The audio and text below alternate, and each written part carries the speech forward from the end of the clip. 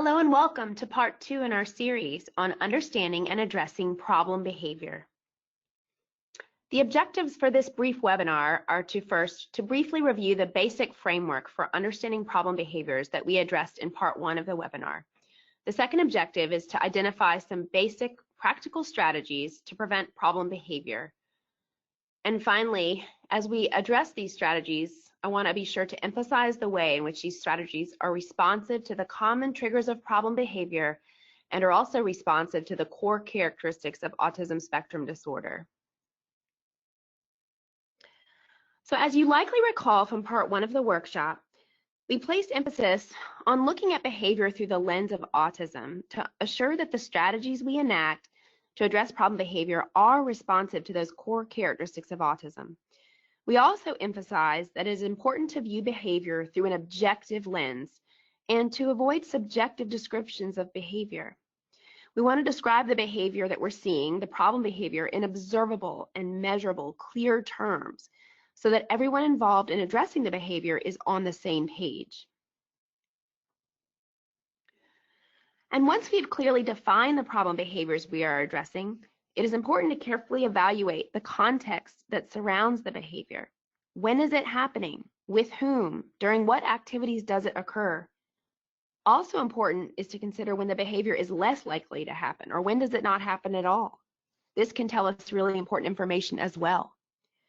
Collecting basic data can support us in objectively discerning patterns. Once we can identify the situations in which behavior most likely occurs, we can begin to address those situations head on. And of course, while sometimes we may feel like behaviors occur out of the blue for no reason at all, it is important to remember that all behavior communicates a message to us. All behavior communicates a need. All behavior is meaningful and purposeful, even if it does not make sense to us initially. When we look at behavior from this perspective, it supports a problem-solving process that can lead us towards effective strategies. So when you have collected behavior data that includes information about the context that surrounds the behavior, or when the behavior is actually happening, you might determine that there are particular events which are more likely to trigger those problem behavior episodes. A pattern of problem behavior is almost never just caused by one thing or easily explained by one singular purpose or function. It's almost always more complicated than that. But there may be particular situations that tend to trigger problem behavior. So it's important to evaluate those situations carefully. And in some cases, when we know the triggers of problem behavior, we can proactively engineer those situations to prevent some of the problem behaviors that we see. So as you can see on this slide, some of the common triggers of problem behavior that we may often see among some individuals with autism, and by no means is this list exhaustive, but for some with autism or other individuals as well, of course, being presented with challenging work or new work plus a history or fear of failure can be a trigger for problem behavior, or having to wait, or not getting what one wants when one wants it, or having to leave what I love to do, transitioning away from those preferred items and activities. That can trigger problem behavior for some.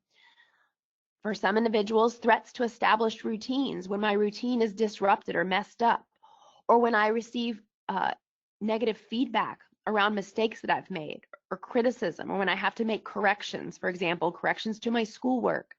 This can trigger problem behavior. Or the idea that once I've finished my work, I don't want to return back to it and edit and have to revise my work. For some, we know that can trigger problem behavior.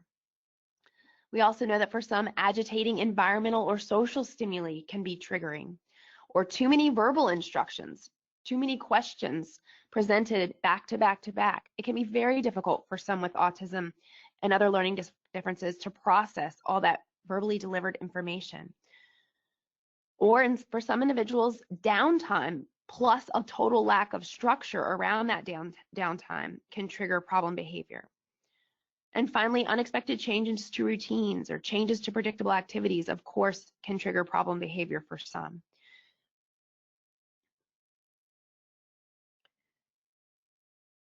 So our emphasis today is on changing the triggers when feasible. We can't prevent all problem behaviors, and we can't create an isolated bubble that protects an individual from some of the inevitable triggers that he or she will likely encounter. Prevention is only one piece of this puzzle, but it's a critical piece of the puzzle that we're going to focus on in this part 2 of the webinar. This is our basic framework for addressing problem behavior. And again, as I've said before, it's never as simple as identifying just one reason, one cause, one function, one purpose of behavior. It's often that problem behavior is multiply controlled and is complex in the way it develops and the way it's sustained over time. But this is our basic framework for assessing problem behavior and addressing problem behavior. We can change the triggers on the proactive preventative side. And in conjunction with that, we can teach and reinforce alternative behaviors that will hopefully serve to replace some of the problem behaviors that we're seeing. And then, of course, we can work to restructure the way we react to problem behavior. And we can restructure our reactions in ways that promote consistent and effective responses to problem behavior. And as we engage in this process all along the way, hopefully we can use some basic practical data to support us in assessing whether the strategies we are applying are having the effects that we intend for them to have. And if they're not, then we can use that data and make adjustments to the strategies that we're applying.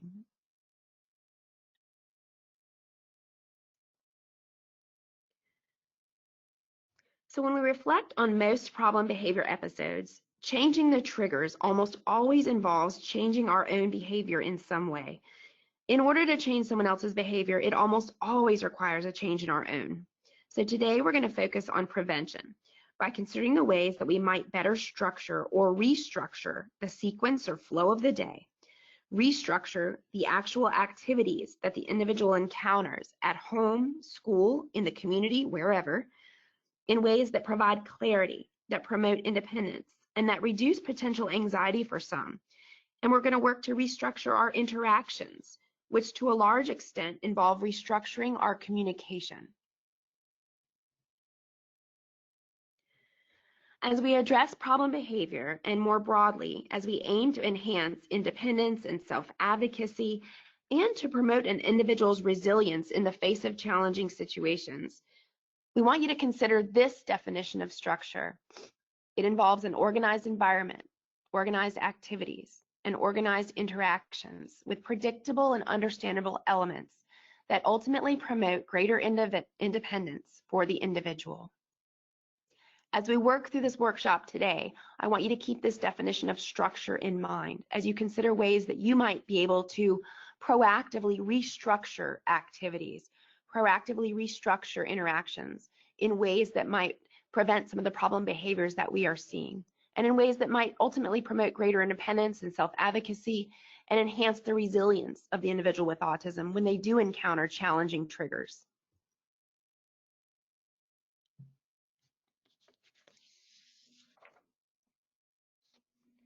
As we address problem behavior, consider whether some aspect of the individual's day, the activities, the sequence, the flow of activities needs to be examined and potentially restructured. Are we piling on too many demands without adequate opportunities for breaks, without opportunities for the individual to self-regulate at regular intervals? Are we layering activities so that preferred events are strategically arranged around non-preferred events? Think about this for any of us. For any of us, if we encounter too many challenging or non-preferred tasks in a row, our motivation might decline. It may be hard to sustain focus and attention unless we can clearly see that light at the end of the tunnel. What are we all working for? What is that light at the end of the tunnel for us? The same is true for any person with autism, of course. Based on the individual, some may need to get through all the hard stuff first and then access a preferred or easier activity. Others may need much more frequent breaks, in some cases after every challenging or non-preferred activity.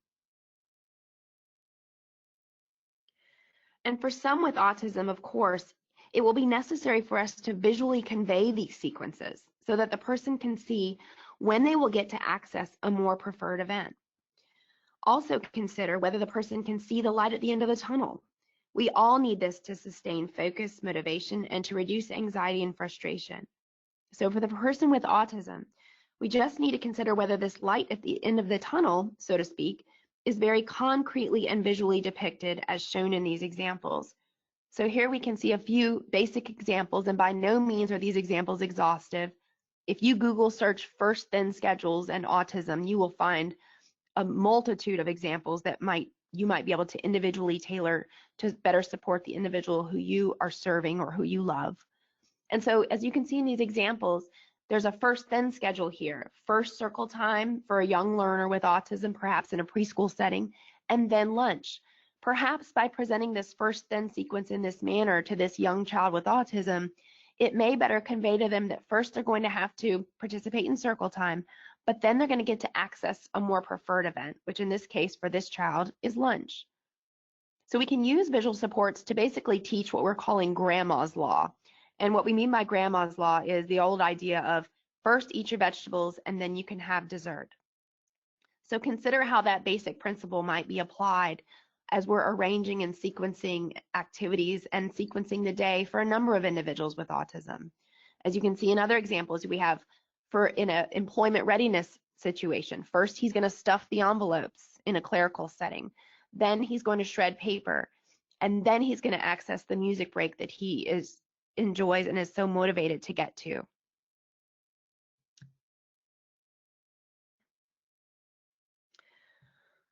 So as we structure, or in some cases restructure the day to address challenging behavior and to possibly prevent challenging behavior, consider whether the individual may require proactively, preventatively scheduled calming breaks, where in which he or she can practice calm down activities. If we wait until the person is upset to introduce these routines, it's too late. They won't have a calming effect in many cases, and we will continue in the mode of reactive firefighting. For some, we may need to support them in identifying calming spaces to go to, whether that be in the home, school, or other settings. For one individual, these calming activities might need to be strategically arranged to occur every 10 minutes or so. For another individual, for example, those breaks can be less frequent, but should still be proactively arranged to occur before any problem behavior, anxiety, or frustration begins to emerge. Obviously, for some individuals with autism, they can and should fully participate in the development of this calming plan and should self-advocate or be taught to self-advocate for how often these breaks might need to occur, where to go, and what activities will be most helpful to support them in staying calm. For others who may not be able to clearly convey these needs and ideas, it's very important to pay attention to their behavior, to read their cues, consider their preferences, consider their threshold for frustration, and consider how long they can stay positively engaged in activities before a proactively arranged break will be required. By knowing this information, this can help us to strategically and proactively schedule calming activities. Here's some examples of visual supports that might guide an individual. These are two very different examples. These are just examples that might guide an individual in practicing a calm down routine that's meaningful and highly preferred for them. In many cases, we want to use calm down routines that can distract and redirect focus away from what's making the individual upset. And visual supports can promote independence around these calm down routines so that we are no longer having to walk and talk an individual through a calm down procedure, but rather they can reference a visual support and over time be able to do so independently. So in this first example, you can see it's a basic relaxation routine of deep breathing that concretely breaks down the process of deep breathing into smelling the flower and blowing out the candle. Obviously, this routine has to be proactively taught in the context of calm before we would ever hope that it would be used in the context of being upset. As another example, for an individual with autism who loves all things Disney, for example, here's what he can do when he or she is upset. Make a Disney list, look at his or her Disney photos, and get a drink of water. So in this example, it's providing the individual with autism with options on what they can do in the moment where they need to calm down. We would again practice these strategies when the individual is calm in the hopes that they would then use those strategies in the context of being upset. Similarly, as we structure, or in some cases restructure the day to address challenging behavior, consider whether the individual may require proactively, preventatively scheduled movement breaks. And in recent coaching and consultation that a number of us have done within school settings and other settings, we've noticed that this is a critical need and a critical area of focus for some students with autism. If we wait until the person is upset to introduce these movement routines, it's too late. For one individual, these movement activities might need to be strategically arranged to occur every 5 minutes or so, for example. For another individual, those movement breaks can be less frequent, but should still be proactively arranged to occur before any problem behavior, anxiety, or frustration begins to emerge. And again, consider whether any visual supports are necessary to guide the individual in available options and to support them in initiating communication around the need for a break, or whether a visual is necessary to support them in moving through a movement or calm down routine. Again, the emphasis is on proactively, preventatively scheduling these opportunities right out of the gate, rather than continuing with reactive firefighting in the context of challenging behavior.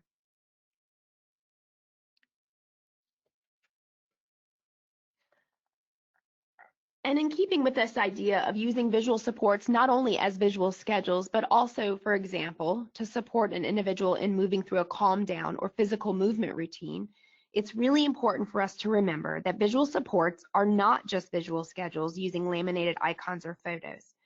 Visual supports come in a wide variety of forms and serve a variety of purposes, answering a variety of questions from the perspective of the person with autism. And that's a critical point. From the perspective of the person with autism, are we answering the questions such as these presented here? What's going to happen today? What am I supposed to do in this activity? How long is it going to go on for? How much do I have to do? When will the activity be over? What's the criteria for finished, for example? What's the criteria for correct? What do I get to do when I'm finished? And when do I get to have the thing I love or be able to access those most preferred items and activities and events? Visual supports can answer many of these questions and more.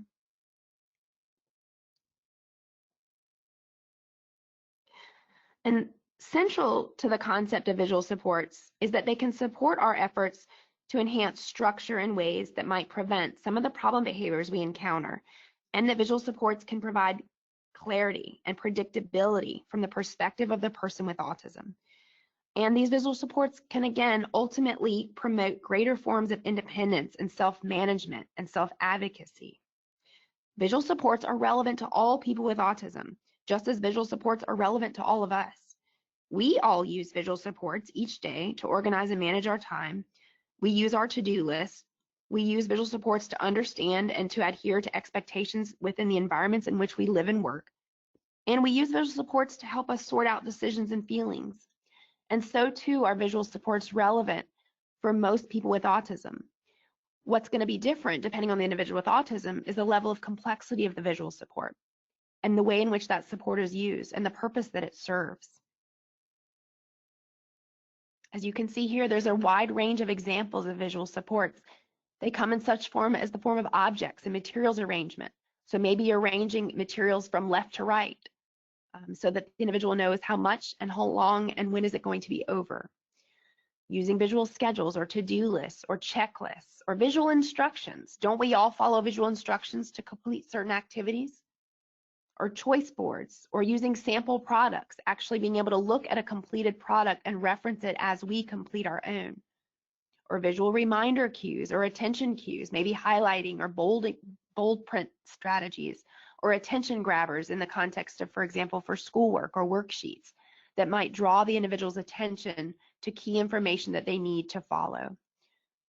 So these visual supports, again, come in a wide variety of forms, and they can support all areas of performance, from academics to functional and social communication skills, activities of daily living, behavioral and emotional regulation, vocational employment context, etc.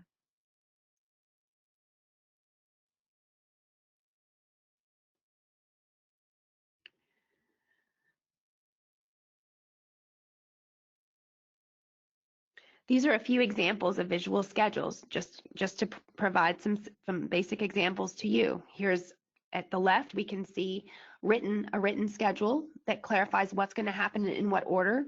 Hopefully, perhaps the individual with autism maybe wrote this schedule him or herself. Maybe he needed support from us to do so. And hopefully the individual with autism had a good bit of say in the sequence of events so that they are governing the way in which their day is going to progress and writing out that plan for themselves to help keep them motivated, to keep them independent, and to keep them engaged in the activities that they may not want to do in order to get to the activities that they do enjoy. In the middle here, you can see another example of a basic visual schedule, but in this case, it's presenting one event at a time for the individual, affixed to a key ring, so that as they move through each event, they can pull it around and put it in the back and then go to the next activity, referencing one event at a time to know where to go and what's going to happen when they get there in some cases. And in this example on the far right, you can see a photo-based schedule that has written text to support it, presenting that sequence of what's going to happen and in what order to that individual with autism, perhaps in a classroom setting or in another setting. These are just a few examples of basic visual schedules that one might consider to support the individual with autism.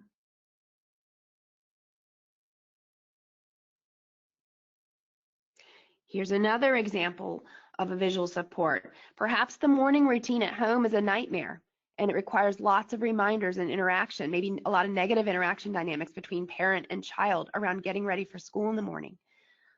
So here's a basic breakdown that might be posted in the individual's bedroom or bathroom, and he or she's going to check each item off as he goes. Brushing teeth, getting dressed, eating breakfast, backpack check.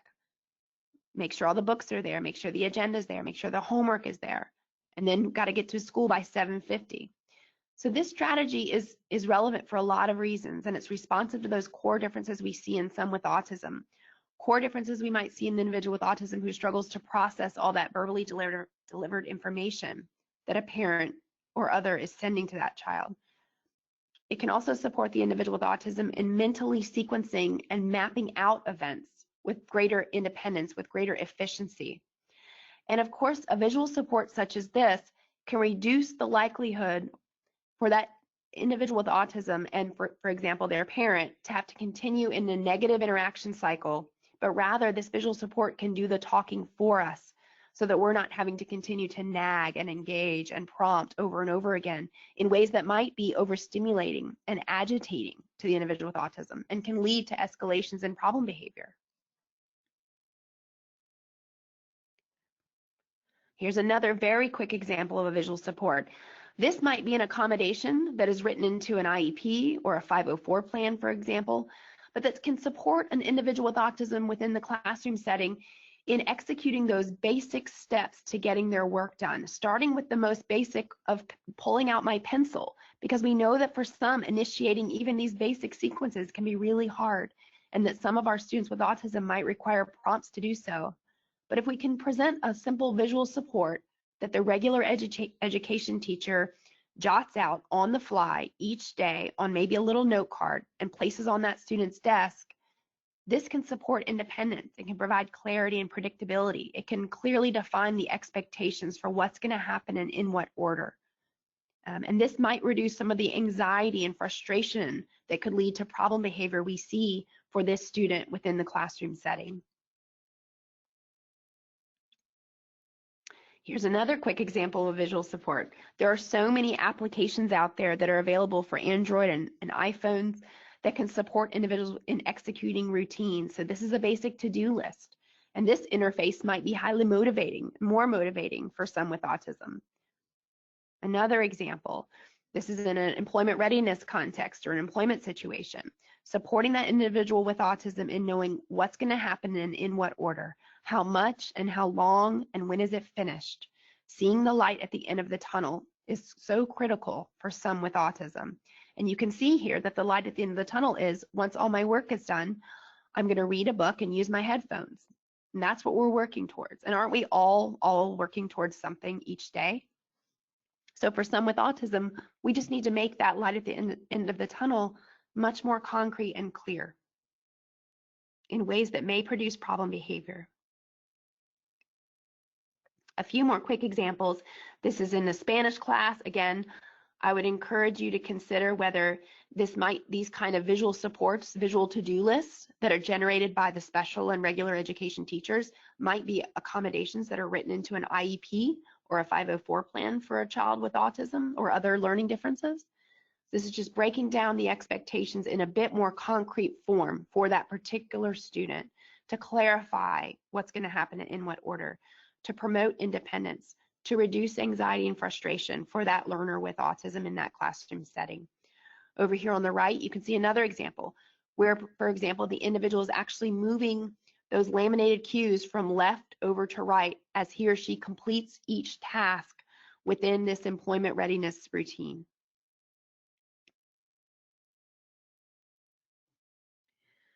And here's a wide variety of timers. So timers come in a variety of forms and can support an individual in persisting through an activity that is challenging or less preferred. But timers can also support an individual in understanding when a transition away from a preferred event might happen. Obviously, for some, the aim is to support the individual in using timers and other organizational strategies to manage their own time, to set their own clocks and timers for their own deadlines. For others who may struggle with conventional time concepts, the aim is to support them in understanding the progression of time via much more concrete representations. And you can see some of these concrete representations here. There are a wide variety of applications as well. They're available for Androids and iPhones, which I didn't include on this slide. But the time tracker and the time timer are two clock type examples where you can see in a more concrete manner the progression of time or the disappearance of time for a learner who may not understand conventional time concepts. An hourglass example, of course, a usual timer on our phone, a kitchen timer. You can see the smiley face puzzle piece example here is used to signify as the individual completes each task or activity, he earns one more piece of the puzzle towards finally being able to be done and being able to then maybe access something that's more preferred. Or you can see the visual countdown strip, 5, 4, 3, 2, 1. There are a wide variety of ways to represent the passage of time and to clearly convey how much and how long and when finished, particularly for activities that don't have a concrete beginning and end. And so when we are seeing problem behavior in the context of less preferred activities, whether that be in the home, the school, the community, the grocery store, wherever, consider whether we need to restructure our communication and restructure the activity to better clarify how much work is to be done, how long before it's over, and when is it going to be finished.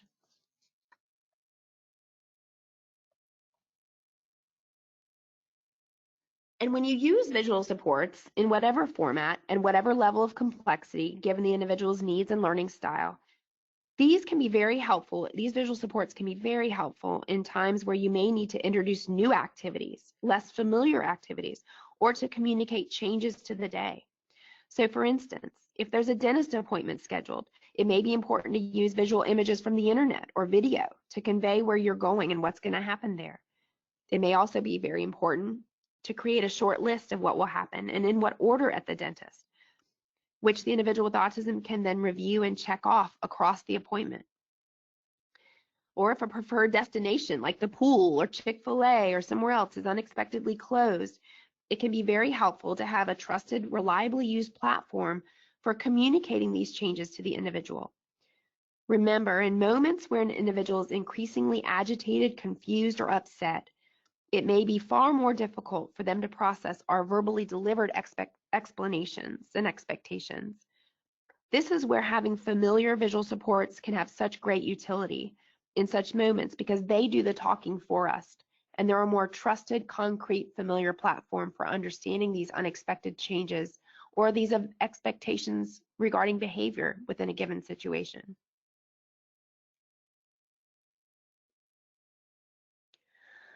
So in summary, some of the basic preventative strategies that I've talked about are considering how you might need to proactively re-engineer the day, the way events are sequenced, to assure that the individual is motivated and there's good momentum and a good flow to the day or good flow to the activities, so that the individual has ample opportunities to access preferred activities, so that the individual has ample opportunities to access calm down breaks that they are proactively practicing in the context of calm.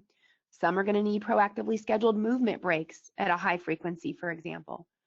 I also encourage you to consider how you might be able to communicate some of these sequences and support and promote independence and greater forms of self-advocacy and resilience in the face of challenging situations by using individually tailored visual supports that can answer a wide variety of questions. And I also encourage you to consider how timers in a variety of different forms may be helpful in supporting some individuals with autism in understanding when an activity is going to be over, or how much, how long, when is it finished. And so in summary, how can we, when we think about a couple different activities or events that for some of us might produce problem behavior or might serve as triggers for problem behavior, on the proactive preventative side, just take a moment and consider how could you restructure, for example, a grocery store outing to clarify expectations? How could we restructure cleaning up your room, that expectation, in ways that might clarify how much and how long and when finished from the perspective of the person with autism?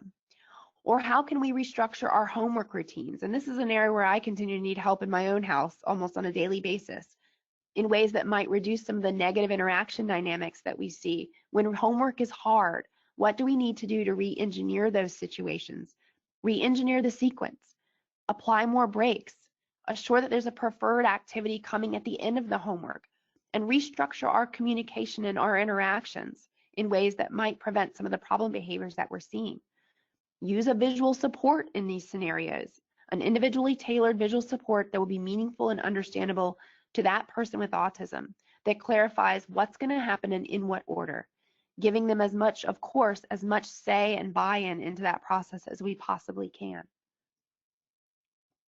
So think about the trouble spots, the hot spots for you, and ask yourself, are these questions clarified from the perspective of the person with autism?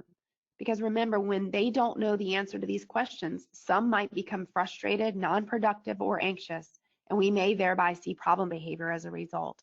So answer these questions by restructuring our activities, restructuring our communication, restructuring our interactions in ways that provide greater clarity around these questions.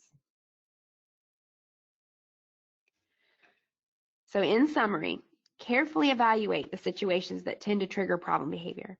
And in doing so, we might identify opportunities to proactively restructure those situations, those routines, those activities and interactions to prevent some of the problem behaviors that we see. Back to our basic framework. Today, I briefly reviewed some of the ways we might change the triggers, restructuring the activities, restructuring the environment, restructuring our interactions. Next time, I'm going to address the issue of reinforcing alternative behaviors and our response procedures when we are faced with problem behavior, re-engineering and restructuring those in ways that might, in the future, prevent problem behavior from happening. I hope this Part 2 webinar was helpful to you in at least considering a few ways you might refine or tweak some of the interactions, some of the activities that may be producing problem behaviors that you're seeing on the preventative, proactive side. I also want to encourage you, of course, to visit our website to review other webinars that are available, as well as workshops that are available, also conference events, of course, that the Autism Society of North Carolina is offering. And I also want to make sure that for those of you who are professionals working in this field, that we provide a number of contracted trainings and site-based coaching opportunities across the state of North Carolina. And so we encourage you to reach out to seek further information about any and all of these offerings. And thank you so much for your time today.